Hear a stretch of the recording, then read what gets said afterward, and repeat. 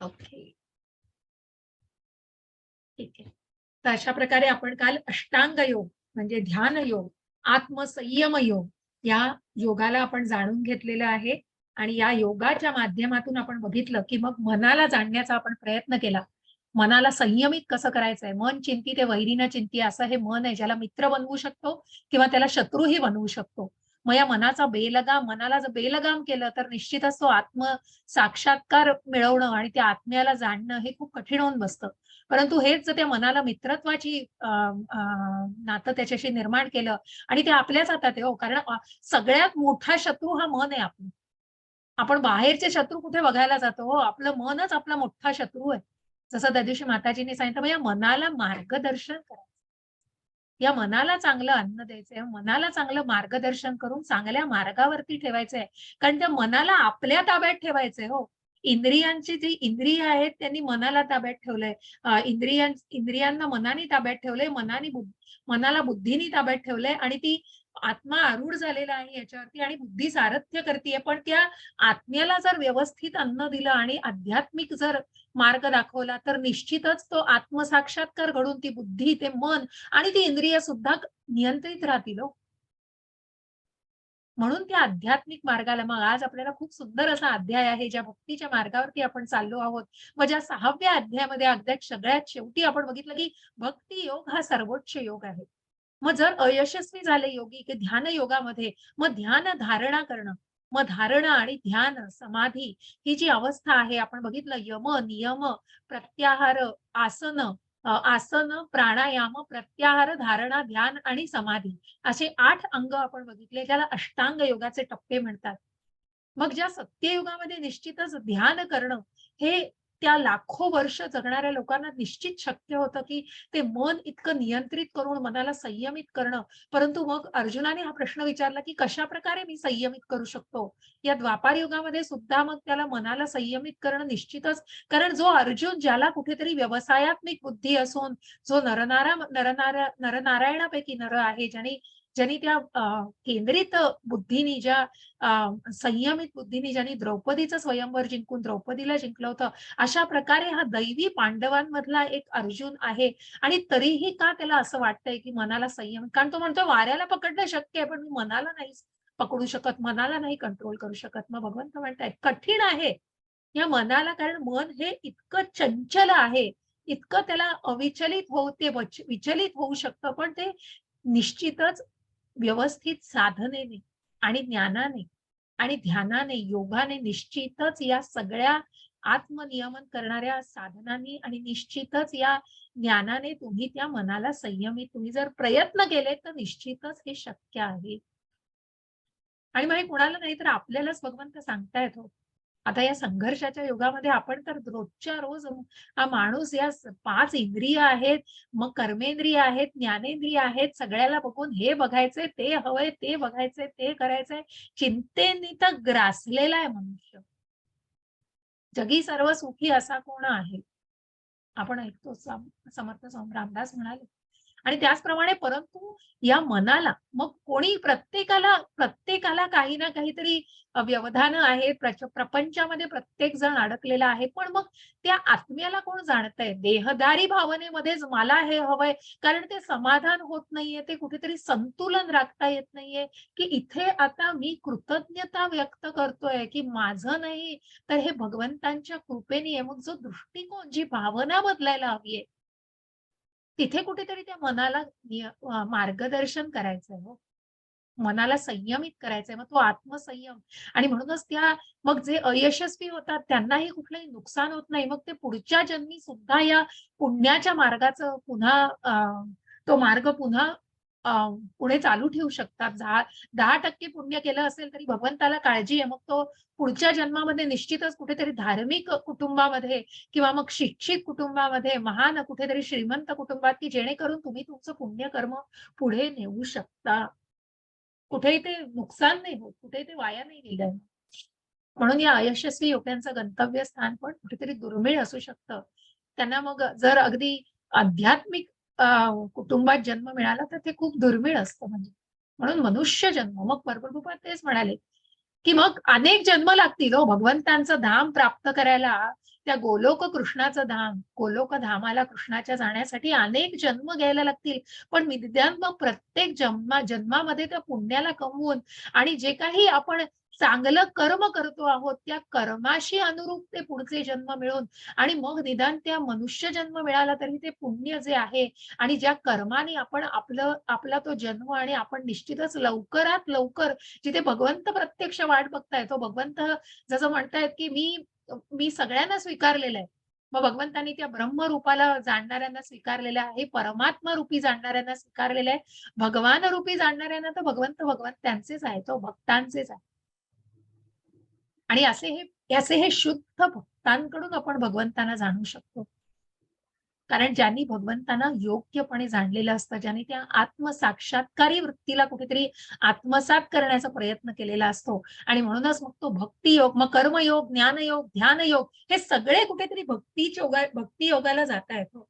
कारण तो भक्तीचा मार्ग हा सर्वोच्च मार्ग आहे जिथे भगवंतांची सेवा केली जाते.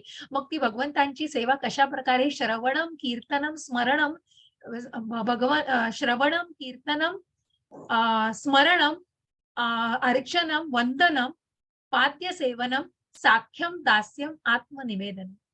मग ते विष्णू स्मरणम असावं. अशा प्रकारे श्रवणम, मग मी जे तुम्ही श्रवण करता आहात ही सुद्धा भगवंतांची एक सेवा करता आहात. हा भक्तीचाच या नवविधा भक्ती आहेत या. मग जे काही मी कीर्तन करते आहे, तुम्ही श्रवण करता आहात, ही सर्वोच्च भक्तीची सेवा आहे आणि सगळ्यात सुलभ असा मार्ग आहे हो हा. म्हणजे 9व्या अध्यायामध्ये आपण जाणणार आहोत राजगुह्य ज्ञानामध्ये. मग आता आपण सुरुवातच केली आहे त्या भक्ती योगाच्या मार्गाला जाणायला. प्रत्यक्ष भक्तीमध्ये भगवंत आज काय सांगणार आहे आणि अशा या भक्तीच्या टप्प्यावरती जाताना निश्चितच की सर्वोच्च योग आणि सर्वोच्च सुलभ मार्ग हा भक्तीचा मार्ग आहे. मग जो योगांनी ज्या योगांच्या मार्फत आपण भगवंतांना प्राप्त करू शकतो आणि भगवंतांशी निगडीत भगवंतांशी संबंध जोडू शकतो, तो भक्ती योगाचा सुलभ आणि सुंदर अवीट असा मार्ग आहे. युक्त तमो मतः. आणि म्हणूनच सुरुवात सुद्धा 7व्या अध्यायाची कश्चिन्मा व्यक्ती तत्वतः, ज्याने भगवंतांना जाणलेलं आहे. मग या कृष्णाबद्दलचं ज्ञान आपल्याला घ्यायचं आहे. भगवान श्रीकृष्णांच्या शक्तींचं वर्णन आपल्याला बघायचं आहे. मग त्या शक्तींमध्ये कुठल्या शक्तीचे आपण एक भाग आहोत तेही जाणायचं आहे आणि मग भगवंतांना शरण जाणं. मामेव ये प्रपद्यन्ते, या समुद्रामध्ये, या महासागरामध्ये मग जो भगवंतांना तत्वतः जाणतो आहे तो निश्चितच भगवंतांचं ते भगवंत हात देऊन आहे तो, पण तो दिसला पाहिजे ना. भगवंत त्या महासागरामध्ये गटांगळ्या खाण्यापेक्षा तिथे तरुण जायला भगवंत तो पार करण्यासाठी निश्चित मदत करतील, पण ते जाणायला तर पाहिजे. म्हणूनच भगवान श्रीकृष्णांना शरण जाण. मामेव ये प्रपद्यन्ते. आणि मग मग भगवंत सांगतायत की त्याच्यामध्येही अनेक व्यक्ती आहेत की ज्या 4 प्रकारच्या व्यक्ती आहेत की ज्या भगवंतांना कधीच शरण येऊ शकत नाही. का? ते कारणही जाणायचं आणि ज्या 4 प्रकारच्या व्यक्ती भगवंतांना शरण जाऊ शकतात. मग कारण कुठेतरी सुरुवातीचं काहीतरी मिळण्याचं कारण असेल, परंतु भगवंतांच्या भक्तीमध्ये ते स्वतःला समर्पित करतात. आणि मग जे भ्रमातून, मग कुठेतरी पापी कर्मातून सुद्धा की कुठेतरी आधी भ्रमाच्या सापळ्यामध्ये असतात, पण ते निश्चित भक्तीचा मार्ग ज्यांनी दाखवलेला आहे. मग जे शुद्ध भक्त, जे प्रभुपादांसारखे भक्त आपण बघितले, शुद्ध भक्त जे भक्तीच्या मार्गाकडे नेऊ भक्त आहेत, ते निश्चितच मग त्या भ्रमाच्या मार्गातून बाहेर पडून भक्तीच्या मार्गाकडे जातात आणि कुठेतरी त्यांचंच मनपरिवर्तन होऊन त्यांचं उद्धार होते. अशा या 7व्या सुंदर अशा भक्तीच्या मार्गाला आपण ज्ञान विज्ञान योग, मग सगळं ज्ञानामार्फतच आहे. जे काही हे सांगितलं जातंय, जे वर्णन केलं जातंय, जे आपण बोलतो आहोत, हे सगळं ज्ञान घेतल्याशिवाय काय आहे हो? आणि मग या ज्ञानाचं विज्ञान, मग त्याचं आचरण करणं हे तितकंच महत्वाचं आणि तेच आपल्याला जाणायचं आहे. आजच्या पहिल्याच श्लोकामध्ये आपण जाणतो आहोत.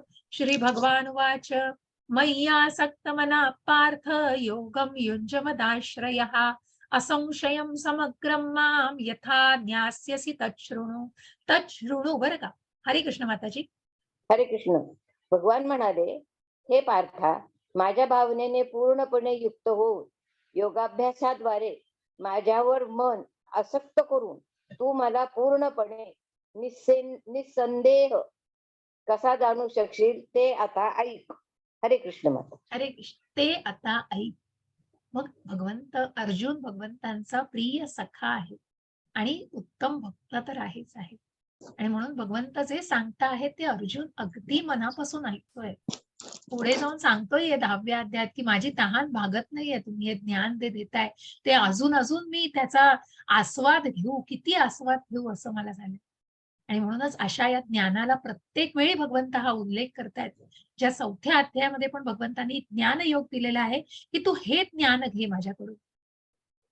हे प्रत्येक अध्यायामध्ये तुम्हाला, की याच्यापेक्षा श्रेष्ठ, याच्यापेक्षा श्रेष्ठ. मग असं प्रत्यक्ष, दिव्य सगळ्या प्रकारचं ज्ञान भगवंत देतायत आणि यानी तू मला पूर्णपणे निस्संदेह, बघा, मनात कुठलाही संशय न ठेवता, कारण तो संशय वाईट आहे. तो संशय नसावा.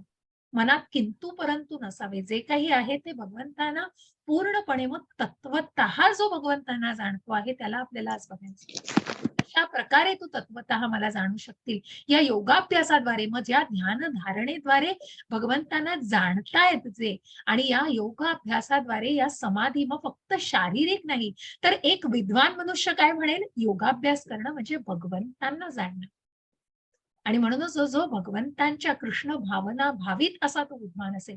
आणि म्हणून जे काही योगाने जे मनावरती फक्त शारीरिक कुठेतरी व्यायाम करून, त्या मनाच्या वेगवेगळ्या क्रिया करून, फक्त या मटेरियल, फक्त भौतिक जगातल्या सगळ्या गोष्टी उपभोगण्यासाठी जर ते असेल तर नाही हो त्याचा उपयोग. मग त्याला योग नाही म्हणता येणार.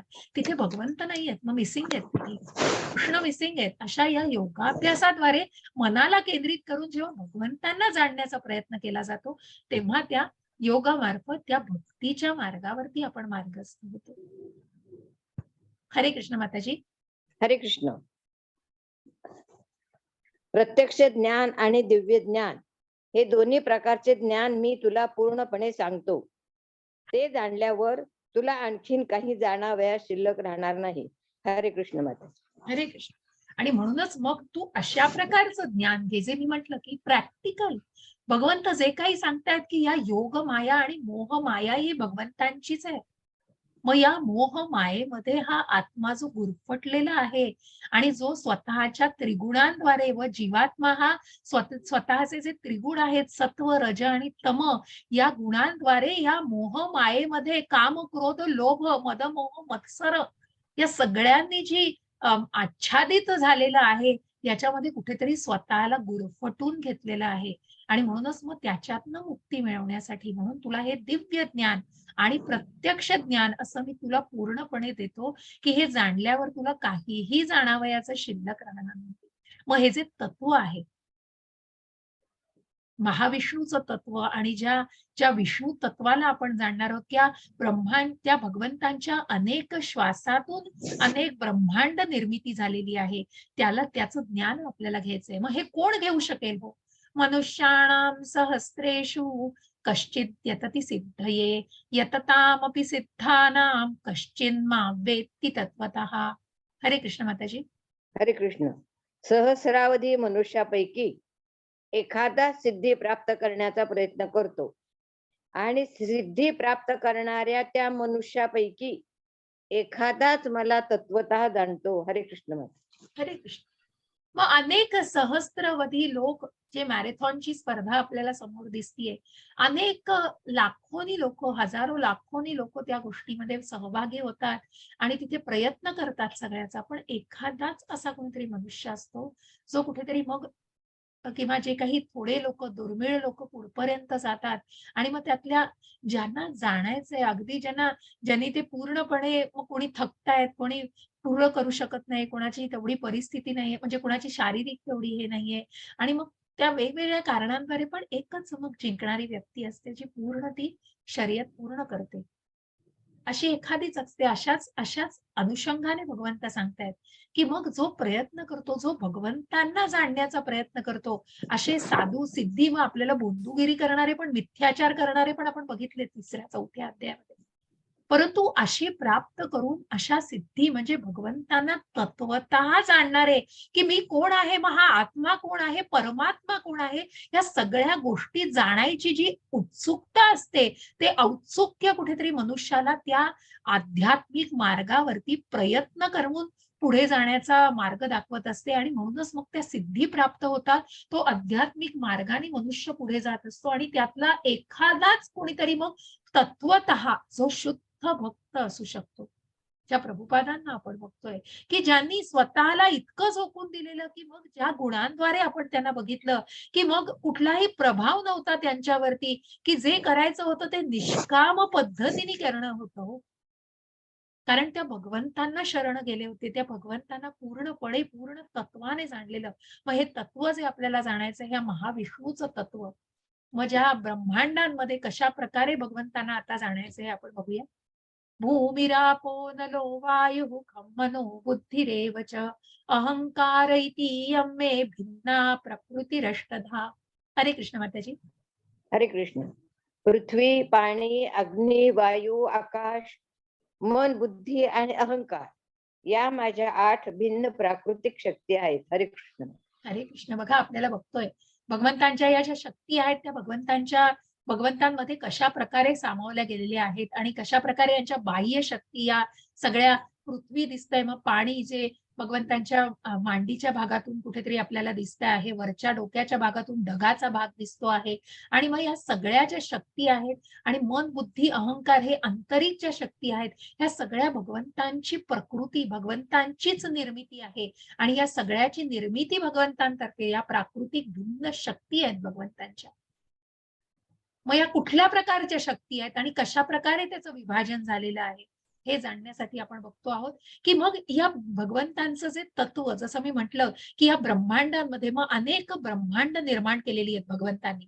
त्यांच्या श्वासातून ज्या महाविष्णूचं तत्व आणि मग 3 प्रकारची ही तत्व आहेत. गर्भोदकशाही विष्णू, ज्या गर्भातून मग भगवंतांच्या बेंबीतून जे कमळ आलेलं आहे त्या कमळावर स्वार होऊन ब्रह्मांनी या सृष्टीची निर्मिती केली. ते ब्रह्मा दुसरे निर्माता आहेत.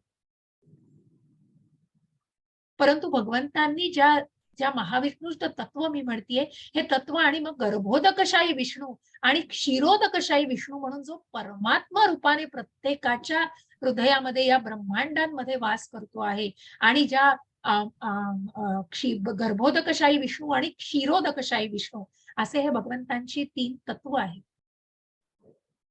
जशी या ब्रह्मांडांमध्ये आपल्याला दिसतात, या तत्वांनी मग पुढे जाऊन याची पण अजून तत्व याला खूप फाटे, की कशा प्रकारे मग भगवंतांच्या आंतरिक शक्ती, त्यांचे विस्तार, मग ज्या बलरामाचा विस्तार आणि मग या ज्या शक्तींचा आपण भगवंतांच्या या शक्तींचा अजून सखोल पद्धतीने पुढच्या टप्प्यांवर अभ्यास केला जातो. पण आता आपण ज्या संक्षिप्त स्वरूपात भगवंतांच्या शक्ती जाणणार आहोत त्या अशा आहेत. हरे कृष्ण माताजी. हरे कृष्ण. हे महाबाहो अर्जुना, या व्यतिरिक्त माझी आणखी एक श्रेष्ठ अशी पराप्रकृती आहे, जिच्यामध्ये जीवांचा समावेश होतो. हे जीव कनिष्ठ भौतिक प्रकृतीच्या साधनांचा उपभोग घेतात. हरे कृष्ण माताजी. हरे कृष्ण. अशी भगवंतांची परा आणि अपरा शक्ती. मग जी पराशक्ती आहे भगवंतांची, त्या पराशक्तीमध्ये भगवंत म्हणाले आहेत, की ही माझी आध्यात्मिक शक्ती, ही श्रेष्ठ शक्ती आहे, ज्याचा भाग हा जीव आहे. ज्या 84 लक्ष योनींच्या जीवांमध्ये प्रत्येक जीवामध्ये आपल्याला त्या गर्भोदकशाही विष्णू आणि क्षीरोदकशाही विष्णू जे मी म्हटलं, त्यापैकी क्षीरोदकशाही विष्णू म्हणजेच परमात्मा म्हणून भगवंत तिथे निवास करत असतात. आणि ते हे भगवंतांचं तत्व असतं आणि म्हणूनच या परा आणि अपरा शक्ती, ही परा ही भगवंतांची श्रेष्ठ अशी आध्यात्मिक शक्ती आहे आणि अपरा ही कनिष्ठ भौतिक शक्ती आहे, की ज्याचा भाग मग पृथ्वी, आप, वायू, अग्नी आणि जल या सगळ्यांच्या पंचतत्व आणि मन, बुद्धी, अहंकार या 8 भिन्न शक्ती या भगवंतांच्या बाह्य शक्ती, अपरा शक्ती येतात आणि ज्या पराशक्तीचा भाग आपण जीव आहोत. जीव आपण मूळ भगवंतांसारखे आहोत. जी भगवंतांची श्रेष्ठ शक्ती आहेत त्याचा भाग आपण आहोत. म्हणूनच हे ज्ञान आपल्यापर्यंत पोहोचवलेलं आहे भगवंतांनी आणि या पराशक्तीचा कुठेतरी जर ती पराशक्ती जर भगवंतांचा तिथे निवास नसेल, भगवंतांचा त्याच्यावर नियंत्रण नसेल, जर या पराशक्तीचं या अपराशक्तीवर नियंत्रण नसेल तर ती भौतिक प्रकृती हलूच शकत नाही. ती एका एका मृतप्रमाणे हो. मग हा जे भौतिक प्रकृती ही एकाप्रमाणे डेड अगदी मृत असू शकते. पण जसं आपण एखादी कार बघतो, मग त्या कारला जेव्हा नुसती उभी केलेली असते तेव्हा ती फक्त एक भौतिक प्रकृती, एक फक्त पृथ्वी, हा अग्नी, वायू आणि जल म्हणजे ह्या तत्वांनी बनलेली आणि या सगळ्या गोष्टींनी बनलेली फक्त ती उभी आहे तिथे. पण जेव्हा त्याला पराशक्तीने जाणलं जातं, तेव्हा त्याच्यामध्ये ड्रायव्हर बसतो आणि त्या गोष्टीला चालवलं जातं, तेव्हा ती लाईव्ह, तेव्हा ती जिवित होते. तसं एखादी टेबल, मग त्या टेबलाला नुसतं काही नसतं हो. पण जेव्हा त्याला हलवलं जातं ज्या पराशक्तीद्वारे, म्हणजे आपण जीवात्मा आहोत, जो परमात्म्याचाच अंश आहे. आपला मूळ स्वभाव आपण भगवंतांसारखे क्वालिटेटिव्हली आपण आपण आपल्या अ, अ, वैशिष्ट्यांनुसार आणि आपल्या आपल्या बुद्धीनुसार, आपल्या ज्ञानानुसार आणि आपल्या स्वभावानुसार आपण भगवंतांसारखे आहोत, पण भगवंत नाही. आपण देव नाही, परंतु देवाचे अंश नक्कीच आहोत. म्हणून आपण हे ज्ञान आत्मसात करू शकतो.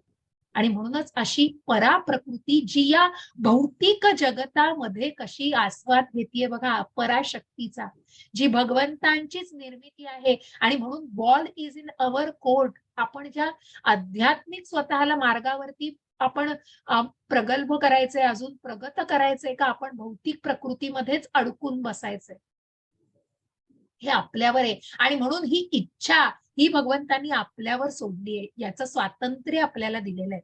त्याच्यावरती भगवंतांचा प्रभाव नाही, नियंत्रण नाही. हे नीट जाणण्याचा प्रयत्न करा. आणि म्हणून भगवंत सांगतायत, हरे कृष्ण माताजी. हरे कृष्ण. सर्व सृष्ट प्राणी मात्रांचा उगम या दोन शक्तीमध्ये होतो. या जगतामध्ये जे काही भौतिक आणि आध्यात्मिक आहे याचा उत्पत्ती करता आणि प्रलय करता मीच आहे, हे निश्चितपणे जाण. हे धनंजया, माझ्याहून श्रेष्ठ असे दुसरे कोणतेही तत्व नाही.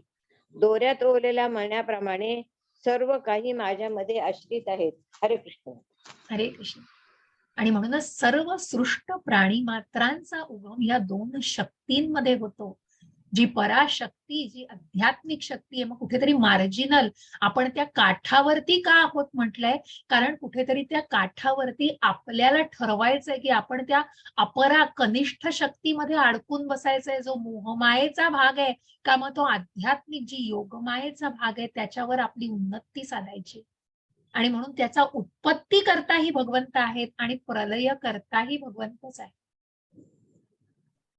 की ज्या ब्रह्मांचं जीवन आपण मग पुढे जाऊन ज्या ब्रह्मांनी ही सृष्टीची निर्मिती केलेली आहे, त्या ब्रह्मांना भगवंतांच्या आज्ञेवरून ही निर्मिती केलेली आहे. भगवंत हे बीज देणारे पिता आहेत. आणि म्हणून आपल्याला ब्रह्मांडामध्ये खाली दिसत आहे की कशा प्रकारे सर्व ब्रह्मांड, मग ज्याच्यामध्ये मी म्हटलं की हे महाविष्णूचं जे तत्व आपल्याला दिसत आहे, ते ज्या गर्भोदकशाही विष्णू तत्व म्हणून बघा त्या ब्रह्मांडांमध्ये आपल्याला दिसतंय, हे जे आहे हे गर्भोदकशाही विष्णूचं तत्व आहे. आणि क्षीरोदकशाही विष्णू म्हणून परमात्मा रूपाने ज्या जीवांच्या हृदयामध्ये बसलेलं आहे, अशा या तत्वाला, की ज्याप्रमाणे माळेत ओढलेल्या मण्यांप्रमाणे आपण सगळी ही ब्रह्मांड आणि सगळ्या दोऱ्यांमध्ये ओवलेल्याप्रमाणे सर्वजण आहेत आश्रित ब्रह्मा भगवंतावर. मग तो जो दोरा नसेल ना तर सगळं विखुरलं जाईल हो. म्हणूनच भगवंतांवर आपण आश्रित आहोत. आणि भगवंत जे काही निर्मिती केलेली आहे, की भगवंतांपेक्षा श्रेष्ठ असं तत्व कुठलं नाही. या तत्वापासूनच सगळं आहे. या महाविष्णूपासून जे ब्रह्मांड तयार झालेली आहेत, ज्यांच्या श्वासातून अनेक ब्रह्मांड तयार झाली आणि त्यांचं तत्व ज्या ज्या ब्रह्मांडांमध्ये आहे, ज्यांनी प्रवेश केलेला आहे त्या ब्रह्मांडांमध्ये गर्भोदकशाही विष्णू म्हणून, त्यांच्यामुळे कुठेतरी अवकाशामध्ये ते स्थिर आहे. आणि म्हणून त्यांना आधार देणारे, त्या मण्यांना आधार देणारा दोरा भगवंत, म्हणजे ते आश्रित, भगवंतांवर आश्रित असे आपण आहोत. भगवंत आपले सगळ्यांना आश्रय देणारे असे आहेत आणि सर्वात श्रेष्ठ असं तत्व आहे, जे परम कारण आहेत, परम तत्व आहेत, पुरुषोत्तम आहेत. आणि मग ज्यांच्या शक्तींद्वारे आपल्याला जाणायचंय, मग भगवंत सांगतायत कुठे तुम्ही मला पूजू शकता आणि कुठल्या शक्तींद्वारे मी तुमच्यापर्यंत पोहोचू शकतो, कुठे तुम्ही माझी उपासना करू शकता, किंवा कुठे माझी ही स्थानं आहेत. तर भगवंत सांगतायत, रसोहमप्सु कौन्तेय प्रभास्मि शशी सूर्ययोः प्रणवः सर्ववेदेषु शब्दः खे पौरुषं नृषु. हरे कृष्ण माताजी. हरे कृष्ण. हे कोणते या पाण्यामधील रस मी आहे.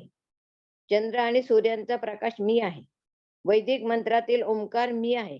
आकाशातील शब्द मी आणि मनुष्यातील सामर्थ्य मी आहे. हरे कृष्ण माता. हरे कृष्ण. अशा प्रकारे भगवंत स्वतः प्रत्यक्ष आपल्या मुखकमलातून भगवंत सांगतायत. भगवान पुढे जाऊनही आपल्याला जाणायचंय. देवी देवता सुद्धा भगवंतांना जाणण्यामध्ये यशस्वी राहिलेल्या आहेत. त्या भगवंतांना कोण जाणलंय? मग कोणीही जाणलं नाही, म्हणून प्रत्यक्ष भगवंतच आपल्या मुखकमलातून आपल्या विभूतींचं वर्णन तर पुढे जाऊन केलेलं आहे. आणि त्याच विभूतींपैकी भगवंत सांगतायत की कुठे तुम्ही माझी उपासना, कुठे तुम्ही मला बघू शकाल, तर पाण्याच्या रसामध्ये मी आहे. चंद्र आणि सूर्याचा प्रकाश मी आहे. मग बघा, भगवंतांनी वर्णन केलेलं आहे, हे कौंतेया पाण्यामधील रस मी आहे. चंद्र आणि सूर्याचा प्रकाश मी आहे. वैदिक मंत्रातील ओंकार मी आहे. तो विष्णू ओंकार भगवंत आहेत. आणि आकाशातील शब्द मी आणि मनुष्यातील सामर्थ्य देखील मी आहे. पृथ्वीचा मूळ सुगंध मी आहे. अग्नीतील उष्णता मी आहे. आणि सर्व जीवांमधील जीवनशक्ती आणि सर्व तपस्व्यांचं तप देखील मी आहे. हे पार्था, अस्तित्वातील सर्व वस्तूंचे बीज, बुद्धिमानांची बुद्धी आणि शक्तिमानांची शक्ती हे भगवंत आहे. बलवानांचं बल देखील भगवंत आहेत. तसेच काम आसक्ती रहित काम तसेच आसक्ती रहित असते. जे बल कामरहित, काम आणि आसक्ती रहित असते, ते बलवानामधील बल भगवंत आहेत. हे भरत श्रेष्ठ अर्जुना, धर्माविरुद्ध नसणारा कामही मीच आहे. अशा सात्विक, राजसिक आणि तामसिक हे सर्व भाव भगवंतांच्या शक्तीनेच अभिव्यक्त होतात. म्हणजे या काम भावना जी धर्म तत्वाच्या विरुद्ध नाहीये, त्या विरुद्ध नसलेल्या म्हणजे योग्य अशा त्या गोष्टीमध्ये मी आहे. त्या धार्मिक अशा तत्वामध्ये मी. अशा प्रकारे भगवंत स्वतःचं अस्तित्व सांगतायत. आणि मग तेच अस्तित्व भगवंत सांगतायत की कशा प्रकारे जीवांमध्ये का आहे. हरे कृष्ण माताजी. हरे कृष्ण. सात्विक, राजसिक आणि तामसिक हे सर्व भाव माझ्या शक्तीनेच अभिव्यक्त होतात. एका दृष्टीने मी सर्व काही आहे, परंतु मी स्वतंत्र आहे. मी प्राकृतिक गुणांच्या अधीन नाही, उलट तेच माझ्या अधीन आहे. त्रिगुणांनी म्हणजे सात्विक, राजसिक आणि तामसिक या त्रिगुणांनी मोहित झाल्यामुळे हे संपूर्ण जगत त्रिगुणातीत आणि अविनाशी आहे. माझे स्वरूप जाणत नाहीत. हरे कृष्ण माता. हरे कृष्ण. मग ज्या प्रकारे सात्विक, राजसिक आणि तामसिक या त्रिगुणांचा प्रभाव हा जीवात्म्यावर आहे आणि हा जीवात्मा या मोह मायेमध्ये कुठेतरी अडकलेला आहे आणि हे सगळे स्वभावही भगवंतांकडूनच अभिव्यक्त होत आहेत. परंतु कशा प्रकारे भगवंत ज्ञान दिल्यानंतर त्या राजसिक आणि तामसिक गोष्टीच्या बंधनातून मुक्त स्वतःला कसं करू शकता. आणि मग ज्या 14व्या अध्यायात आपल्याला जाणायचंय, याच्या गुणातीत कसं जायचंय, याच्याही पलीकडे सात्विकता, राजसिकता आणि तामसिकता तर कुठेतरी वासनेमध्ये ओढतीये, पण त्या सात्विकतेच्याही पलीकडे जाऊन आत्मसाक्षात्कारी आणि स्वतःला त्या इंद्रिय विषयांपासून आणि स्वतःला पूर्णपणे मुक्त करून या गोष्टीतून मग कुठेतरी काम, क्रोध, लोभ या गोष्टीतून स्वतःची सुटका करू शकू. जेव्हा स्वतःला त्या मी शरीर नाही, मी आत्मा आहे आणि ज्या प्रकारे मग ती सात्विकता वाढीस लावून गुणातीत झालं, तर निश्चितच हे शक्य आहे. पण ते एका आत्मसाक्षात्कारी व्यक्तीलाच शक्य होऊ शकेल. आणि म्हणून भगवंत म्हणतायत, याच्यावरती माझा प्रभाव नाही आणि माझ्यावरती सुद्धा या कुठल्याही मायेचा प्रभाव नाही. मी अलिप्त आहे, मी स्वतंत्र आहे, मी या सगळ्याची निर्मिती केलेली आहे, पण मी याच्यापासून कैक पटीने दूर आहे. त्याच्या उलट ही मायाच माझ्या अधीन आहे. कारण ही मोह माया सुद्धा इतकी स्ट्रॉंग आहे हो.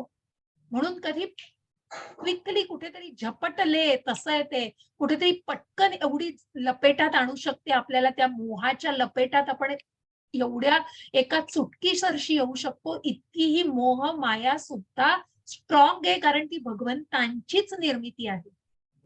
पण हे जाणायचंय की ती योग माया ही भगवंतांची. त्या मोह मायेमध्ये गुरफटायचं नसेल तर हे ज्ञान अवगत करायचंय. आणि मग त्रिगुणांनी मोहित झाला नाही, जर त्याच्या पलीकडे गेला, तर निश्चितच या अविनाशी अशा भगवंतांना जाणू शकाल. त्रिगुणातीत, गुणातीत म्हटलंय, म्हणजे त्रिगुणांच्या पलीकडे जे गेलेले आहेत ते पुरुषोत्तम भगवान, आणि ते अविनाशी असं स्वरूप आहे ज्यांचं, त्यांना तत्वतः ती व्यक्ती जाणू शकते, जेव्हा ती या वासनेमधून, मोहातून, लोभ, क्रोध, माया, मोह या सगळ्यातून बाहेर पडते, तेव्हा ती गुणातीत होऊ शकते. आणि मगच भगवंत त्यांना आधार देऊ शकतात. दैवी हेषा गुणमयी मम माया दुरत्यया मामेव ये प्रपद्यन्ते मायामेतां तरन्ति ते.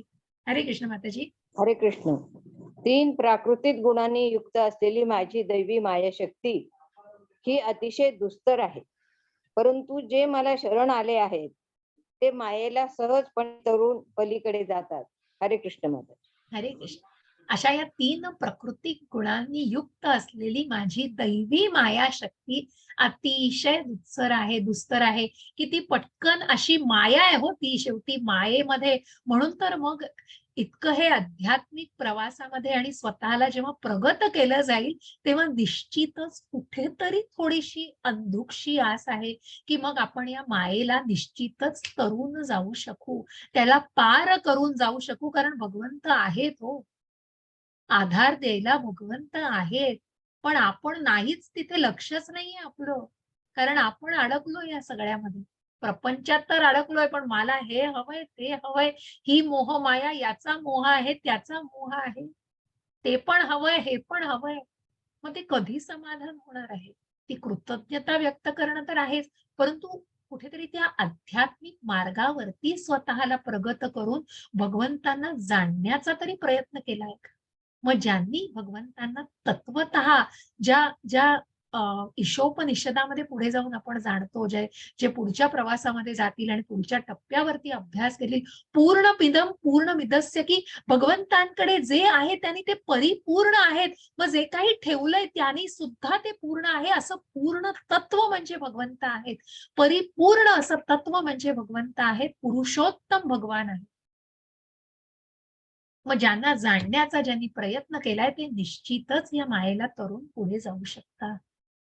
पण मग त्याच्यातही अनेक आहेत हो, की जे भगवंतांना शरण येऊच शकत नाही. ज्या 4 प्रकारच्या व्यक्ती आहेत, ज्या भगवंतांना कधीच शरण येऊ शकत नाहीत. कोण आहेत त्या?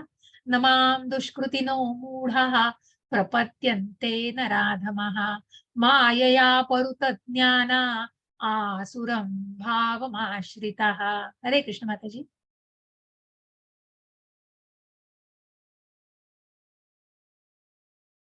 माताजी म्यूट झाल्या. हरे कृष्ण माताजी. आणि जे आसुरां आणि जे असुरांची नास्तिक प्रवृत्ती धारण करतात ते मला शरण येत नाहीत. हरे कृष्ण माता. हरे कृष्ण. मग जे मूर्ख आहेत, मूर्ख बघा, कारण ज्या तथाकथित तत्ववादी, मग भगवंतांनी त्यांना मूर्खच म्हटलेलं आहे, जे कुठेतरी फक्त त्या शक्तीच्या रूपे आणि भगवंतांचं अस्तित्वच जाणू शकत नाहीत. ती कृतज्ञता तर खूप दूरची गोष्ट राहिली, पण भगवंतांचं अस्तित्वच जे जाणू शकत नाहीत. आणि मग जे कुठेतरी या मायेमध्ये इतकं त्या तामसी वृत्तीमध्ये स्वतःला पूर्णपणे इतकं गुरफटवलंय, की मग ना त्या मनाचा, त्या बुद्धीला, ना त्या इंद्रियांना कुठल्याही प्रकारचा काही बंधन नाहीये हो, बंधन नाहीये. निर्बद्ध असं आणि कुठेतरी असं कुठल्याही प्रकारचं वागणं आहे. असे हे नराधम, आसुरी वृत्तीचे, दृष्ट प्रवृत्तीचे असे हे लोक आहेत, जे दुसऱ्याच्या जीवाला सुद्धा धोका निर्माण करू शकतात. अशा प्रकारच्या ज्यांच्या वृत्ती आहेत ते भगवंतांना जाणू शकत नाहीत. मग ते आडातच नाही, ते पुगड्यात कुठून येणार? अशा प्रकारचे लोक, की ज्यांना श्रद्धेचा किंचित सुद्धा कुठे हे नाहीये. मग भगवंत म्हणाले, भगवंतांनी दुसऱ्याच अध्यायात सांगितलं, की ब्रह्मरूप जे ब्रह्म, परब्रह्म, जे ब्रह्म म्हणजेच ब्राह्मण, ब्रह्म म्हणजेच जीव, ज्या पुढेही आपल्याला जाणायचं आहे, की परब्रह्माचं हे रूप आहे ब्रह्म. मग ज्या ब्रह्म म्हणजे शक्ती सुद्धा, जी भगवंतांना शक्ती रूपामध्ये जाणतायत, ब्रह्म रूपामध्ये जी चेतना आणि जे चैतन्य भगवंतांचं आहे त्यांना मानतायत, त्यांनाही भगवंतांनी स्वीकारले. ज्या 4 भुजाधारी परमात्म्याला ज्यांनी जाणलंय त्यांनाही भगवंतांनी स्वीकारलंय. आणि भगवान रूपी ज्यांना जाणलंय ते भक्त तर भगवंतांच्या खूप निकट आहेत हो. परंतु अशा प्रकारच्या व्यक्ती ज्या नराधम, आसुरी वृत्तीच्या, राक्षसी प्रवृत्तीच्या आहेत, त्या भगवंतांना, अशा मूर्ख व्यक्ती भगवंतांना कधीही शरण येऊ शकत नाही. असे हे बऱ्याच प्रकारच्या अशा, मग ज्यांना वेगवेगळ्या उदाहरणांनी, मग हे खूप सुंदर असं जगाई मदाई म्हणून उदाहरण आहे. जगाई मदाई म्हणजे चैतन्य महाप्रभूंच्या काळामध्ये ही प्रभू नित्यानंदांची आणि त्यांची कथा आहे, की मग प्रत्यक्ष चैतन्य महाप्रभू जे कृष्णाचे अवतार आहेत, मग हे जे जगाई मदाई आहेत हे कुठेतरी लंपट होते. हे कुठेतरी इतके आसुरी लोक होते आणि इतके हे वाईट मार्गाला लागलेली लोक होती, की ते स्त्रियांचा छळ करायचे आणि त्या गोष्टींमध्ये ते इतके बुडालेले होते, की त्यांचं कुठे कसं काय त्यांना परावृत्त करायचं या गोष्टींमधून हे कठीण होतं. परंतु मग त्याच काळामध्ये अ, प्रभू नित्यानंद, मग नित्यानंद प्रभू जे बलरामांचे अवतार आहेत, त्यांनी त्यांना कुठेतरी नामस्मरणाच्या आणि जपाची आणि या सगळ्याची भगवंतांच्या भगवंतांची स्तुती करून आणि त्यांच्याविषयी सांगून मार्गदर्शन केलं यांना. परंतु आपण म्हणतो ना, की काही विनाशकाले विपरीत बुद्धी, तशा त्या जगाई मदाईपैकी एकाने जेव्हा चैतन्य महाप्रभू तिथे नसताना आणि नित्यानंद प्रभू तिथे रस्त्यावरती असा सगळा हे लोक सगळा गोंधळ घालत होते, तेव्हा प्रभू नित्यानंद प्रभू तिथे येऊन त्यांनी त्या गोष्टींचं त्यांना समजावून सांगितलंय. परंतु तितकी त्यांची आत्मसात करण्याची वृत्तीच नव्हती, म्हणून त्याच्यापैकी एकाने एक मातीचा तुकडा घेतला आणि तो नित्यानंद प्रभूंना जोरात मारून फेकला आणि त्यामुळे नित्यानंद प्रभूंना लागलं, कपाळाला जखम झाली आणि रक्त वाहू लागलं. हे सगळं चैतन्य महाप्रभूंचे जे सेवक होते आणि जे भक्त होते त्यांनी त्यांच्या महाप्रभूंच्या कानापर्यंत ही गोष्ट गेल्यानंतर महाप्रभू स्वतः सुद्धा चिडून उठले आणि त्यांनी, नित्यानंद प्रभू इथे आपल्याला दिसतायत आणि हे चैतन्य महाप्रभू, मग प्रभू नित्यानंदांनी का चैतन्य महाप्रभू क्रोधित झाले, की प्रत्यक्ष भगवंतांचा अवतार असला तरी ते सुदर्शन चक्र त्यांच्यावर टाकायला निघाले, कारण त्यांनी एका वैष्णवाचा आणि अपमान केलेला होता, भक्ताचा, शुद्ध भक्ताचा अपमान केलेला होता. ते सहन करू शकले नाही. पण तेव्हा नित्यानंद प्रभूंनी त्यांना शांत केलेलं आहे, की भगवंता, तुम्ही या पृथ्वी तलावरती या असुरांनाच कुठेतरी तुम्ही ज्ञान द्यायला आलेले आहात आणि त्यांचा उद्धार करण्यासाठी तुम्ही आलेला आहात प्रत्यक्ष. तर तुम्ही यांना माफ करा आणि तुम्ही त्यांना निश्चित त्यांच्या वृत्तीतून ते परत येतील आणि त्यांना निश्चित ते चांगल्या मार्गावर येतील. इतकी प्रार्थना नित्यानंद प्रभूंनी केलेली आहे. इतके शुद्ध भक्त बघा. आणि त्यांना माफी केलेली आहे आणि मग त्यांच्या त्या दोघांनाही कुठेतरी मग तुम्हाला दिसतंय ते क्षमा करतायत. मग जेव्हा याचा भाऊ क्षमा मागतोय, की माझ्या भावाकडून ही चूक झालेली आहे आणि आम्ही दोघंही तुम्हाला तुमच्या शरण आलेलो आहोत, तेव्हा मग त्या जगाई मदाईंचा उद्धार झालेला आहे. असे हे चैतन्य महाप्रभू आणि प्रभू चैतन्य नित्यानंद प्रभूंच्या काळातली गोष्ट आहे. अशा या वृत्तीला मग जे कुठेतरी श्रद्धावान वृत्ती असते, की कुठेतरी मनामध्ये जेव्हा ती आसुरी वृत्ती पूर्णपणे टाळण्याचं, पण कुठेतरी ती मनामध्ये श्रद्धेची भावना पाहिजे. आणि ती वृत्ती मग ज्या चैतन्य महाप्रभूंच्या काळामध्ये जे आपण पंचतत्व मंत्रात म्हणतो, तसे हे जे शुद्ध भक्त आहेत आणि नंतर हे अनेक गोस्वामींनी, की ज्या सनातन गोस्वामी, जीव गोस्वामींनी ज्या पुस्तकांचा मी उल्लेख करते, की उपदेशामृत, भक्ती रसामृत सिंधू अशी पुस्तकं लिहून ठेवली. या सगळ्यांनी मग कुठेतरी हे शुद्ध भक्त, मग शुद्ध भक्त इतके भगवंतांच्या भक्तीमध्ये, की मग भगवंत सांगतायत, की नाही तुम्ही या लोकांच्या नादी लागलात तरी चालेल, परंतु शुद्ध भक्त भगवंतांपर्यंत त्यांना पोहोचवायला बघतायत. कारण त्यांची खूप प्रखर इतकी इतकी भक्ती, इतकी अवीट आणि इतकी कुठेतरी त्या भावभक्तीच्या पातळीला गेलेली असते, की ते भगवंतांच्या त्या भक्तीमध्ये सगळ्यांना आणू पाहताय, जे आपल्या प्रभुपादांनी केलंय प्रत्येकासाठी. की काय गरज होती त्या हिप्पी लोकांमध्ये आणि अशा लोकांमध्ये, की ज्यांना त्याचा काहीही, किंवा परदेशामध्ये राहून पण आपल्या गुरुच्या आज्ञेचं पालन केलेलं आहे आणि प्रत्येक मनामध्ये मग ती कुठल्याही प्रकारची भावना असू दे, मग जे अगदीच ज्यांच्यामध्ये नाही, मग त्याच्यातही आपण अनेक उदाहरणं बघतो. परंतु ज्या प्रभुपादांनी अनेकांचं, म्हणजे हरिदास ठाकूरांनी ज्या वेश्येचं परिवर्तन केलं, कारण ज्या लवमात्र साधू संगे, मग बऱ्याच जणांमध्ये हा फरक दिसून येतो आणि असं होऊ शकतं, की त्या साधू संघ, म्हणून भक्तीचा पुढचा टप्पा हा साधू संघ का आहे? कारण त्या साधूंच्या संघामध्ये निश्चितच कुठेतरी उद्धार होऊ शकतो. आणि निश्चितच त्या मनामध्ये परिवर्तन होऊ शकतं. आणि म्हणून मग कुठल्या 4 प्रकारच्या व्यक्ती भगवंतांना जाणू शकतात? चतुर्विधा भजन्ते मां जनाः सुकृतिनो सुकृतिनो अर्जुन आर्तो जिज्ञासुरर्थार्थी ज्ञानी च भरतर्षभ. हरे कृष्ण माताजी. माताजींचा आवाज थोडा जातो. ऐकू येतंय का सगळ्यांना? हरे कृष्ण माताजी. हरे कृष्ण. हां, हे वाचा माताजी. बघ अर्जुना, 4 प्रकारचे पुण्यात्मा माझी भक्ती करू लागतात. आर्त, अर्थार्थी, जिज्ञासू आणि ज्ञानी. हरे कृष्ण माताजी. हरे कृष्ण. आणि म्हणून मग या 4 प्रकारच्या व्यक्ती मात्र भगवंतांना शरण येऊ शकतात, ज्याची ही उदाहरणं आहेत.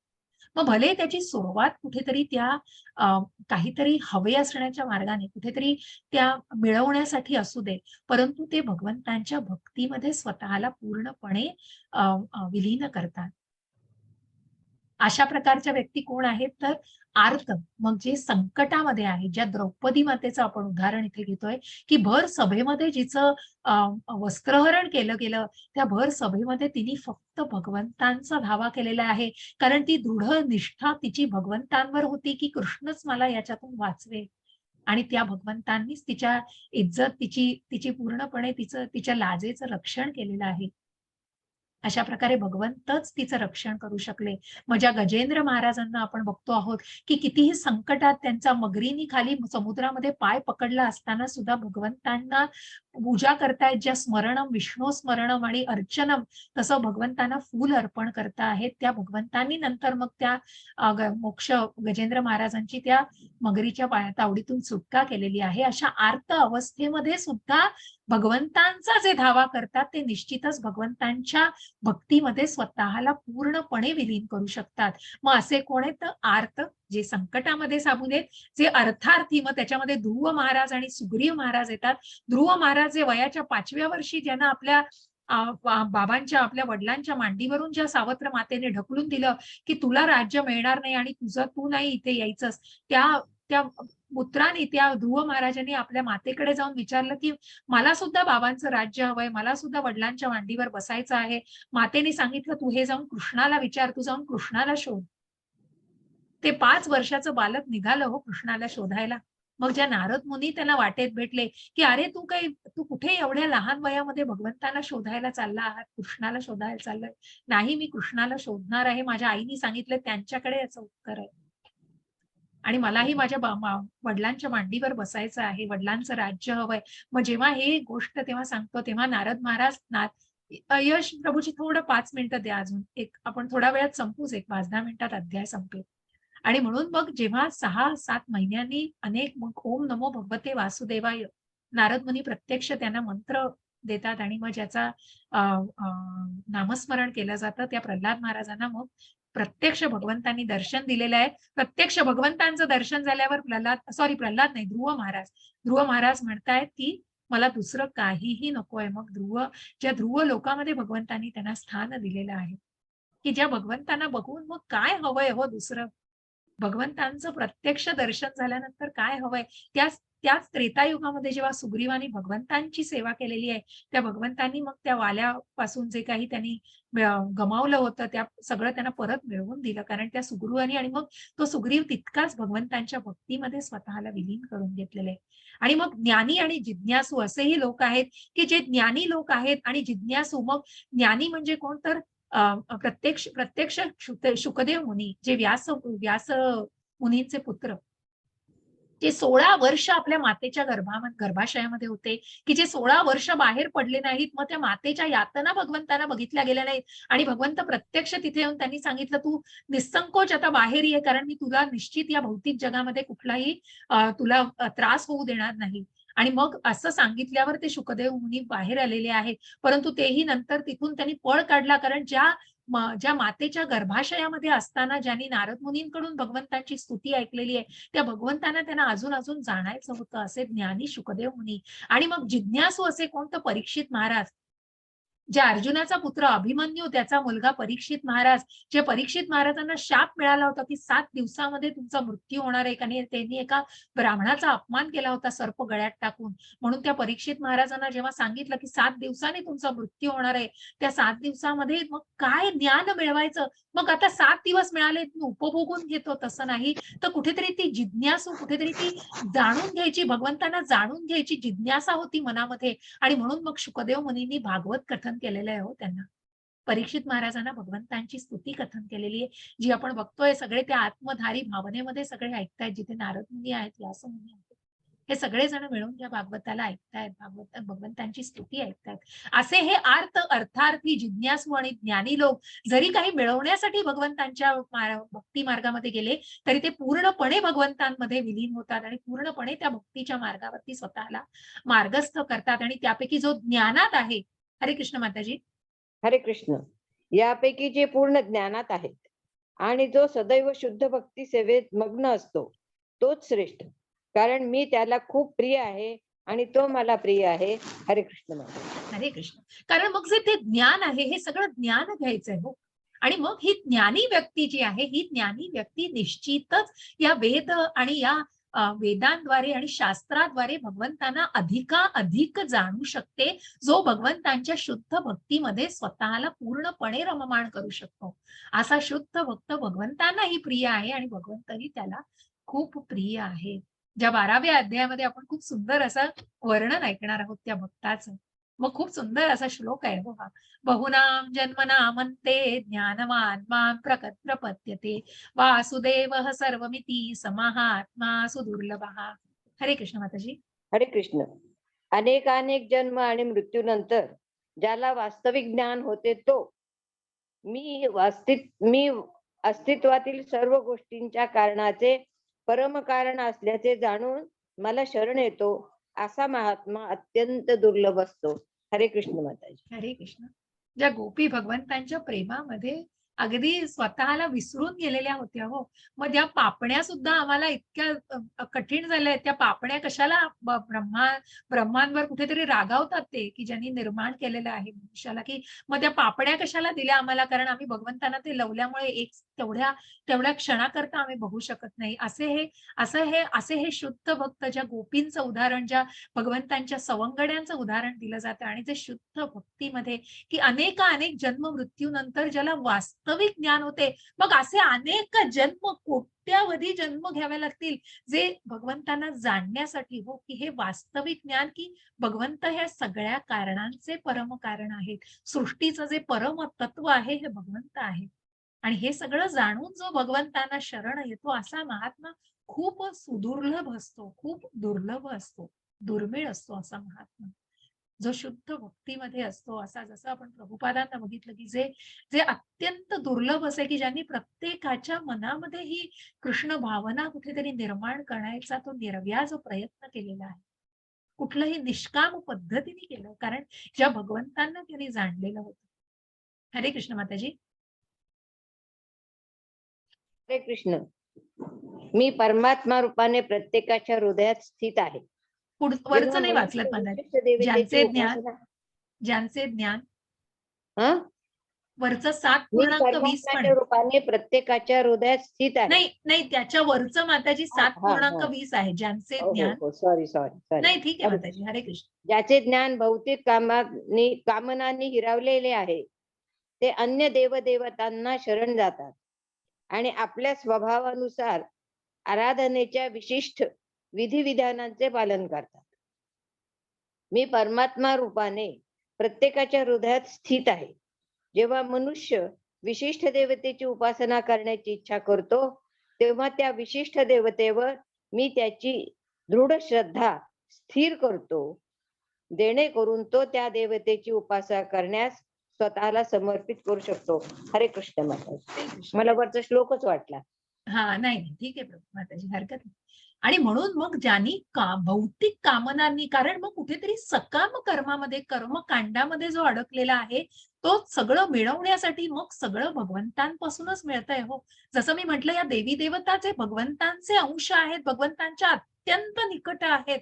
आणि म्हणून विष्णू प्रत्यर्थ जे यज्ञ केले जातात ते जेव्हा विष्णूपर्यंत पोहोचतात तेव्हा ते सर्व देवी देवतांपर्यंतही पोहोचतात. आणि म्हणून भगवंत म्हणतायत की प्रत्येक जण या सकाम कर्मानुसार काहीतरी मिळवण्यासाठी या गोष्टी करतोय, परंतु हेच जर त्यांनी दृढ निष्ठेने त्यांना करायचं आहे, परमात्मा रूपाने जो भगवंत ज्यांच्या हृदयामध्ये स्थित आहे, आणि म्हणून मनुष्य जेव्हा या कृष्ण भावनेमध्ये या गोष्टी करेल तेव्हा ज्या देवताची ते उपासना करतायत ते कुठेतरी ती श्रद्धा दृढ व्हायला मदत होईल. की जेव्हा भगवंतांचं हे अस्तित्व मनुष्य जाणेल आणि त्या आत्मसाक्षात्कारी भावनेमध्ये स्वतःला कुठेतरी जाणवू शकेल, आत्मसात करू शकेल की मी शरीर नाही, आत्मा हा आत्मा परमात्म्याचा अंश आहे, मी कुठेतरी परमात्म्याचा अंश आहे. हे जेव्हा या परमात्म्याला आणि या परमतत्वाला, पुरुषोत्तमाला जाणून जेव्हा तो स्वतःला ते त्या कर्मामध्ये गुंतवेल, तेव्हा ते कर्म निश्चितच कृष्ण भावना भावित असेल आणि निश्चितच ती श्रद्धा असेल ना, ती दृढ असेल. कारण भगवंत इतकी काळजी घेतायत, जसं पुढे जाऊनही भगवंतांनी योगक्षेमम वहाम्यहम, मग भगवंत या भक्तीची तेवढीच काळजी घेतायत. आणि म्हणूनच ही श्रद्धा विशिष्ट देवतेवर जरी कोणी समर्पित केली किंवा त्यांनी पूजा अर्चना केली तरी ती दृढ श्रद्धेने ते करतील. हे भगवंत खात्रीने सांगतायत की त्या देवतेची उपासना करण्यात स्वतःला समर्पित करू शकतो. मग ती श्रद्धा भावना फक्त त्या सकाम कर्मांसाठी आणि भौतिक कामनांसाठी नसेल, तर ती कुठेतरी दृढ श्रद्धा असेल आणि ती दृढ श्रद्धा कुठेतरी जास्त प्रबळ होईल, हे भगवंत सांगतायत. हरे कृष्ण माताजी. हरे कृष्ण. ज्या श्रद्धेने व्यक्त होऊन तो विशिष्ट देवतेची कृपा संपादन करण्याचा प्रयत्न करतो आणि आपले इच्छित भोग प्राप्त करतो, परंतु वस्तुतः हे लाभ केवळ मीच प्रदान करतो. 7:23. अल्पबुद्धी लोक देवतांची उपासना करतात आणि त्यांना प्राप्त होणारी फळे मर्यादित व अनित्य असतात. देवतांचे उपासक देवलोकांची प्राप्ती करतात, पण माझे भक्त अखेर माझ्या परमधामाची प्राप्ती करतात. हरे कृष्ण माता. हरे कृष्ण. मग जे जे त्या श्रद्धेने युक्त होऊन विशिष्ट देवतेची कृपा संपादन करण्याचा प्रयत्न करतात, ते इच्छित भोग जे मिळतायत त्यांना, ते ज्या देवी देवता की प्रत्यक्ष ब्रह्मांनी ज्यांनी भगवंतांची स्तुती केलेली आहे, ज्या आपण पुढे जाऊन पुढच्या अध्यायांमध्ये ते चित्र असेल, मग ज्या ब्रह्मांनीही भगवंतांची स्तुती केलेली आहे, ज्या शिवांनीही भगवंतांची स्तुती केलेली आहे, ज्या विश्वरूप दर्शनामध्ये आपल्याला दिसणार आहे की या सगळ्या देवी देवता भगवंतांमध्ये समाविष्ट आहेत. आणि म्हणूनच जे काही लाभ मिळत आहेत ते भगवंतांपासूनच मिळत आहे. कारण या देवी देवता कुठेतरी भगवंतांचे ऍडमिनिस्ट्रेटर्स आणि सगळे पुरवणारे, मग ज्या गोष्टी भगवंतांच्या त्यांच्या माध्यमातून आपल्यापर्यंत पोहोचतायत आणि त्या सगळ्याची भगवंत काळजी घेतात आणि भगवंत ते लाभ प्रदान करतायत. परंतु जे फक्त त्या सकाम कर्मामध्ये मला हे हवंय म्हणून मी ही गोष्ट करतोय, त्या भावनेने जे लोक करतायत त्यांना मग स्वर्गप्राप्ती होते. कारण ते यज्ञ या करतायत, मंत्र उच्चारून सगळ्या गोष्टी पुण्यकर्म करतायत, मग तो स्वर्ग लोक मिळतो. परंतु तिथे पण जेव्हा पुण्य क्षीण होतं ना, तेव्हा पुन्हा मृत्यू लोकातच जन्म मिळतो. कारण ते खूप क्षणभंगूर असतं हो. मग ते पुण्य क्षीण झाल्यानंतर पुन्हा मृत्यू लोकात. पण जे भगवंतांना जाणतायत, या तत्वाला ज्यांनी जाणलेलं, या विष्णू तत्वाला ज्यांनी जाणलेलं आहे, ते निश्चितच भगवंतांच्या परमधामाला पोहोचतात की पुन्हा त्या भौतिक जगतामध्ये फिरून परत येत नाही. ते परमधामाची प्राप्ती करतात. हरे कृष्ण माताजी. हरे हरे कृष्ण. मला पूर्णपणे न जाणणाऱ्या अल्पबुद्धी लोकांना वाटते की मी पुरुषोत्तम भगवान श्रीकृष्ण पूर्वी निराकार होतो आणि आता व्यक्तित्व धारण केले आहे. त्यांच्या अज्ञानामुळे ते माझे अविनाशी आणि अनुपम असे दिव्य स्वरूप जाणू शकत नाहीत. हरे कृष्ण. हरे कृष्ण. जसं आहे भगवंत कितीतरी म्हणून भगवंतांनी काही अध्यायांमध्ये उल्लेख येईल पुढेही की भगवंत अशांसाठी मग कुठेतरी त्यांना त्यांना दिसूच शकत नाहीत किंवा ते अल्पबुद्धी लोक किंवा तथाकथित मायावादी, तर्कवादी जे लोक आहेत, की भगवंत एक शक्ती आहे, ते फक्त या पृथ्वी लोकावर येताना मनुष्य रूप घेतात आणि पुन्हा एक शक्ती म्हणूनच ते परत जातात आणि मग ते प्रकट होणं, भगवंतांचं अजन्म असणं, आध्यात्मिक रूप, आपलं आपलं भगवंतांचा अंश असणारं आपलं हे जे काही स्वरूप आहे आणि भगवंतांचं हे अविनाशी असं स्वरूप ते जाणूच शकत नाही. की पूर्वी निराकार होतो आणि आता व्यक्तित्व धारण केलेलं आहे. पण जे प्रत्येक युगामध्ये मूळ रूपामध्ये धारण होत आहेत, ही गोष्ट अज्ञानानुसार तो अल्प बुद्धीचा मनुष्य जाणूच शकत नाही. कारण त्यांनी ज्ञानच घेतले नाही. त्याचा चष्माच बदलत नाहीये तो. त्याची दृष्टीच बदलत नाहीये. त्यांनी त्याची दृष्टी तशी करून ठेवली आहे. त्याला अविनाशी आणि अनुपम असं भगवंतांचं तत्व तो जाणूच शकत नाही. कारण तो ज्ञानच घेत नाहीये. कारण तो ना वेदांचा, ना शास्त्रांचा, ना कुठलाही बेस नाहीये. मग कुठल्यातरी उचलली जीभ आणि लावली टाळूला असे आपण कितीतरी हल्ली बघतोय हो, की अहो त्यांची पात्रता तरी असते अहो ज्या भगवंतांवर मग तुम्ही कुठल्या गोष्टीवर टीका करताय या गोष्टीचं सुद्धा त्यांना भान नसतं. मग त्याचं ज्ञान आहे का? कुठेतरी शास्त्राचा आधार पाहिजे. पुढे जाऊन आपण याही भगवद्गीतेमध्ये अर्जुन अर्जुन जे काही बोलतोय, ज्या काही भगवंतांच्या विभूतींनी जे स्पष्ट केलेलं आहे, ज्या प्रत्येकाला शास्त्राचा आधार आहे. मग ज्या शास्त्र जे सायन्स अँड सेल्फ रिअलायझेशन हे आपण प्रभुपादांचं पुस्तक वाचतो. आपल्याला मला सांगितलं ही पुस्तकं जी काही निगडीत आहेत, की या प्रत्येक गोष्टीला प्रभुपादांनी शास्त्राच्या आधारासहित सांगितलेलं आहे. की या सगळ्यामध्ये ईशोपनिषदामध्ये, भागवतामध्ये, चैतन्य चरितामृत आणि बऱ्याच काही अनेक आधीचे संदर्भ जे दिलेले आहेत, भागवतामध्ये आपल्याला या बऱ्याच गोष्टींचा संदर्भ पूर्णपणे मिळतो. आणि म्हणून मग ती अल्पबुद्धी लोक असं त्यांचा कुठेतरी उल्लेख झालेला आहे. हरे कृष्ण माताजी. हरे कृष्ण. मूढ आणि अज्ञानी लोकांना मी कधीही प्रगट होत नाही. माझ्या अंतरंग शक्तीद्वारे मी त्यांना अप्रकट राहतो आणि म्हणून मी अजन्मा आणि अच्युत असल्याचे ते जाणू शकत नाही. 7:26. अर्जुना, मी पुरुषोत्तम भगवान भूतकाळात घडलेले सर्व काही, घडत असणारे सर्व आणि भविष्यात घडणारे सर्व काही जाणतो. मी सर्व जीवांना जाणतो, परंतु मला कोणीही जाणत नाही. हरे कृष्ण माता. हरे कृष्ण. आणि म्हणूनच जे मूढ, अज्ञानी, मूर्ख लोक आहेत, अज्ञानी. मग एखादी पेंटर असेल बघा, की सगळ्यांनाच ती साईट नसते पेंटिंग बघायची आणि म्हणून मग तो पेंटर जरी त्यांनी सगळ्यांना समजून सांगण्याचा प्रयत्न, ज्या लोकांना ते कळतच नाही, ज्ञानच नाही त्याच्याबद्दल, त्यांना तो उलगडत नाही. मग बरेच पेंटिंग्स त्यांना त्यांच्यासमोर आणत पण नाही. तसं भगवंत सगळ्यांसमोर प्रकटच होत नाहीत. मग ज्यांना ज्यांना ते कळत नाहीये, ज्यांचे अज्ञानी आहेत, की ज्यांना अस्तित्वच मान्य नाहीये, तर मग अशा लोकांसमोर भगवंत अप्रकटच राहतात. मग ज्या मनुष्य रूपाला पुढे जाऊन आपण ज्या अचिंत्य भेदाभेदाचं तत्वही जाणणार आहोत, त्याप्रमाणे अर्च विग्रह ज्या मूर्ती रूपाने भगवंत जे संबंध जोडतात भक्ताशी, मग या सगळ्या गोष्टी अभक्त नाही जाणू शकत हो. एक भक्तच या गोष्टी जाणू शकतो ज्याचा विश्वास आहे पूर्णपणे.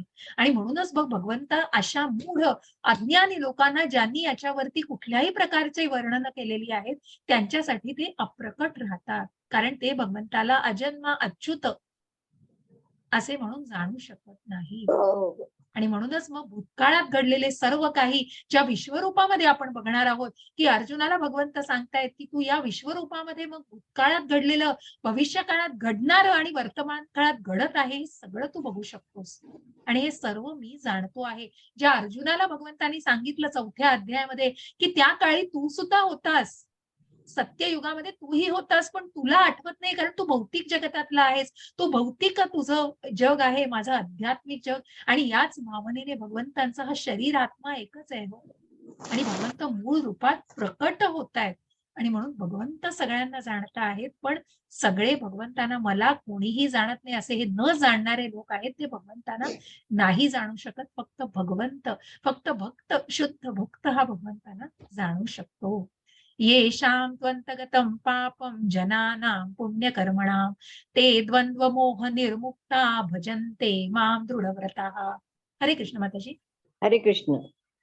ज्यांनी या जन्मी आणि पूर्वजन्मी पुण्यकर्म केलेली आहेत आणि ज्यांची पापकर्मे पूर्णपणे नष्ट झालेली आहेत, ते द्वंद्वरूपी मोहातून मुक्त होतात आणि दृढ निष्ठेने माझ्या सेवेमध्ये युक्त होतात. हरे कृष्ण माता. हरे कृष्ण. मग त्या कुठेतरी भ्रमामध्ये निश्चितच कुठेतरी म्हटलंय ना, की त्या भ्रमातून भक्तीकडे म्हणून जे पुण्यकर्म जी अनेक पाप केलेली सुद्धा काही व्यक्ती असतील, परंतु ज्यांनी या जन्मी आणि पूर्वजन्मी पुण्यकर्म केली आहेत, त्यांची पापकर्म त्याच्यामुळे नष्ट होतात. मग हे जे कर्माचे बरेच जण काही विचारत होते ना, मग हे गुण की जे भक्तीमध्ये आणि ज्या नवविध भक्तीच्या सेवा सांगितल्या किंवा ज्या भगवंतांना मग आत्मसाक्षात्कारी भावनेमध्ये जे स्वतःला कुठेतरी दृढ करू इच्छितात आहेत, ते निश्चितच त्या भ्रमापासून भक्तीकडे जाऊ शकतात. आणि मग ते त्या द्वंद्वरूपी मोहातून मुक्त होऊ शकतात. कुठेतरी त्या भौतिक जगतातून स्वतःला कुठेतरी त्या काम, क्रोध, लोभ या सगळ्या गोष्टीतून त्या मायेपासून स्वतःला मुक्त ठेवू शकतात आणि भगवंतांच्या सेवेमध्ये, भक्तीमध्ये स्वतःला युक्त करू शकतात. म्हणजे त्या भ्रमातूनही भक्तीकडे मनुष्य जाऊ शकतो. कुठेतरी तो स्पार्क पाहिजे हो. कुठेतरी ते आत्मसात करण्याची वृत्ती पाहिजे, इच्छा पाहिजे. तिथेच ती येऊ शकेल हो. इच्छा आहे तिथे मार्ग आहे. आणि म्हणूनच मग ती इच्छा कुठेतरी ते जाणण्याची, ते औत्सुक्य जर असेल तर निश्चितच हे शक्य आहे. आणि म्हणूनच मग ज्या मृगारींचं आपण उदाहरण घेतो, ज्या मृगारी हे जे कशाप्रकारे त्यांचा त्यांचा काय पापभीरू असा त्यांचा व्यवसाय होता हो. आपल्या वडिलांनी करत आलेत म्हणून ते प्राण्यांना अर्धमेलं करायचे आणि अर्धमेलं तडफडत बघायचे आणि त्याच्यापासून ते त्यांच्या कातड्यापासून काही काही वस्तू आणि सगळं ते बनवायचे. आणि असा त्यांचा व्यवसाय होता आणि हे एकदा त्या तिथून नारद मुनी जात असतात आणि ते बघतात. ते म्हणतात, "मृगारी, तू काय करतोयस? हे किती पापी आणि किती क्रूर असं काम तू करतो आहेस." पण त्याने जेव्हा उत्तर दिलं नारद मुनींना, ते आश्चर्य झाले, की त्याला त्याची कल्पनाही नव्हती तो काय करतोय. हे माझे वडील करत आलेत, तेच मी माझ्या कुटुंबाच्या उपजीविकेसाठी करतो. तेव्हा नारद मुनींनी त्याला सांगितलं, "तू हा व्यवसाय सोड आणि मी तुला निश्चितच तुझी उपजीविका होईल इतका तुझी काळजी घेईन. पण तू भगवंतांच्या भक्तीमध्ये ये." आणि मग त्याच गावामध्ये त्या गावाबाहेर एक कुटी बांधून या मृगारी आणि त्याची पत्नी राहतात. तिथे एक तुळशी वृंदावन बांधतात, तुळशीचं रोप असतं आणि तिथे कीर्तन करू लागतात. आणि नारद मुनींनी ज्या भगवंतांचं महत्त्व त्यांना सांगितलं, ज्या भगवंतांचा त्यांना उपदेश केला आणि ज्या त्यागाची भावना आणि सर्व सांगितल्यानंतर त्या समर्पणाची भावना त्यांच्या मनामध्ये उत्पन्न होऊन ते कीर्तनाला आणि नामस्मरणाला लागतात. आणि जे नामस्मरण करतात, त्या नामस्मरणाने काय होतं, की गावभर चर्चा होते. मग ही बातमी वाऱ्यासारखी पसरते, की एक एक असा वृत्तीचा मनुष्य पण तो ऋषी बनलाय आणि त्याला बघण्यासाठी मग लोकं यायला लागतात हो दर्शनाला मग त्याच्या, की अशी कोण व्यक्ती आहे, की ज्याने ही गोष्ट सोडून दिली आणि आता तो कीर्तनामध्ये आणि कोण इतकं सुंदर अशी अवीट गोडीचं कीर्तन करतोय भगवंतांचं. आणि मग ते नुसत्या हाताने यायचे नाही हो. मग त्यांना घेण्यासाठी अन्न घेऊन यायचे, काही दक्षिणा द्यायचे. आणि मग काय? मग मृगारींना काय कमी पडलं? मग त्यांची पत्नी म्हणाली, "अहो, हे तर आपल्याला नारद मुनींनी केवढं तरी दिलंय. म्हणजे आधी तुम्ही कमवायचं नाही, त्याच्याही दुप्पट-तिप्पट आपल्याला मिळतंय." तेव्हा मृगारी ऋषी झाले होते आणि ते म्हणाले, की "मग आता आपण सगळ्यांना अन्नदान करूया. हा महाप्रसाद आपण सगळ्या गावभर देत जाऊया." आणि अशा प्रकारे त्यांनी तिथे प्रसाद सर्वांना द्यायला लागले.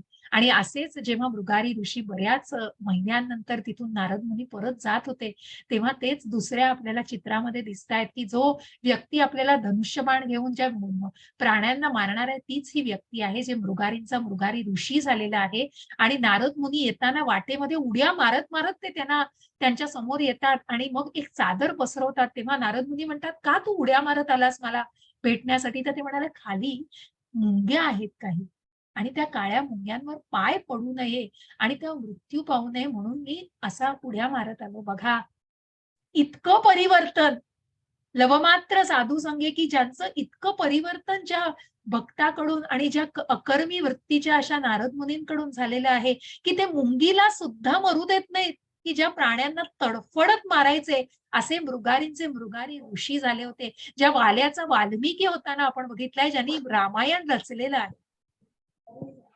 असं हे परिवर्तन या या लोकांमध्ये म्हणून त्या पापकर्मातून कुठेतरी ते पुण्य मार्गाकडे गेलेले आहेत आणि त्या भ्रमातून कुठेतरी भक्तीमध्ये गेलेले आहेत. आणि म्हणूनच भगवंत म्हणतायत, हरे कृष्ण पंताजी, हरे शेवटचा कृष्ण. श्लोक. हां. हरे कृष्ण. पूर्णपणे मतपरायण झालेले जे मला भौतिक सृष्टीचा संचालक देवतांचा नियंत्रक, सर्व यज्ञांचा अधिष्ठाना भगवंत म्हणून जाणतात, ते मृत्यू समय सुद्धा मला जाणू शकतात. हरे कृष्ण. हरे कृष्ण. कुठेतरी पुढच्या अध्यायात शिरतोय आपण यांनी.